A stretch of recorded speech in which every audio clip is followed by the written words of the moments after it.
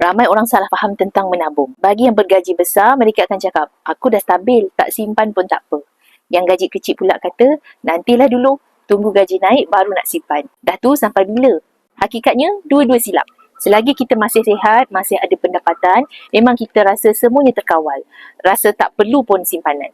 Tapi hidup ni tak sentiasa ikut perancangan kita. Bila hilang punca pendapatan, bila terpaksa bergantung kepada hutang, masa tu baru kita faham. Simpanan bukan pilihan, tetapi keperluan. Tak kira sama ada gaji besar ataupun gaji kecil, setiap orang wajib ada simpanan. Kalau makan gaji, sekurang-kurangnya kena ada simpanan 3 bulan gaji. Kalau tuan-puan berniaga, sekurang-kurangnya kena ada 12 bulan kos sara hidup. Supaya apa? Supaya apabila berlaku perkara di luar jangka, kita masih ada ruang untuk bernafas. Yang paling penting, kita tak perlu merayu dan menambah hutang.